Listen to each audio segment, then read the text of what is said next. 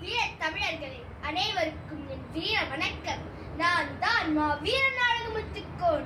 இந்த தமிழ் மண்ணிலே பிறந்த ஒரு வீரன் தான். என் உயிரை விட என் தாய் நாட்டை அதிகமாக நேசித்தவன்.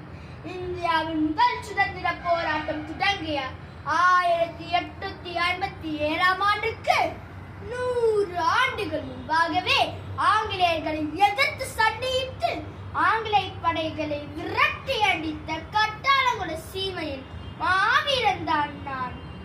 என் நாட்டில் வாழ்ந்த மக்கள் அனைவரும் அமைதியாகவும் சுதந்திரமாகவும் வாழ வேண்டும் என்பதே ஆசை. ஆனால் அந்நிய ஆட்சியாளர்கள் நம் மக்களை அடிமைப்படுத்தி அதிக வரி விதித்து பல துன்பங்களுக்கு ஆளாக்கினார்கள். என் மக்களின் கண்ணீரை பார்த்து என்னால் அமைதியாக இருக்க முடியவில்லை. இதனால் திருநெல்வேலி பகுதியை ஆட்சி செய்த குறுநில மன்னர்களுடன் இணைந்து ஆங்கிலேயர்களுக்கு வரி செலுத்த முடியாது என்று கடிதம் எழுதி அனுப்பினேன். அதில் வணிகம் செய்ய வந்த நீங்கள் வரி வசூலிக்க நினைத்தால் உங்கள் தலை இந்த மண்ணில் உருளும் என்று எழுதி வைத்தேன். இந்த மண்ணை நாம் காக்கவில்லை என்றால் வேற யார் காப்பார்கள்? இதனால் என் வீரர்களை ஒன்று திரட்டி தைரியத்துடன் போருக்கு புறப்பட்டேன். கொலைவாரினை எழுத மிக கொடியார் செயல் அறவே குகைவாள் ஒரு புலியே உயிர் குணமேவிய தமிழா. வீரர்களே, அஞ்ச வேண்டாம்.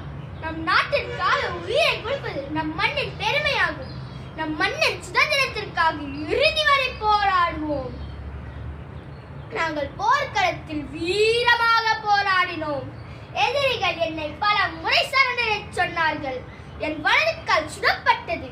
இருப்பினும் 3 மணி நேரம் போர் தொடர்ந்தும் இறுதியில் அவர்கள் என்னையும் 6 தளபதிகளையும் மற்ற போர் வீரர்களையும் இரும்பு சங்கிலியால் பிணைக்கப்பட்டு நடுக்காட்டூர் என்னும் இடத்திற்கு கொண்டு செல்லப்பட்டனர்.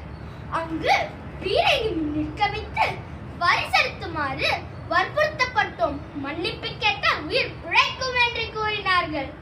ஆனால் நாங்கள் அதனை மறுத்துவிட்டோம்.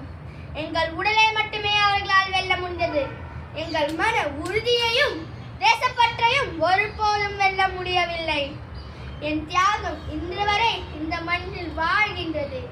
என்னை போன்ற பல வீரர்களின் தியாகத்தால் தான் இன்று நாம் சுதந்திரத்தோடு வாழ்கின்றோம். என் உயிர் போனாலும் பரவாயில்லை.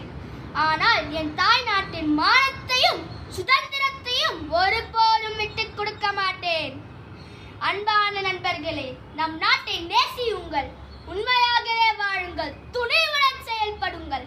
அதுவே நீங்கள் எனக்கு தரும் உண்மையான மரியாதை.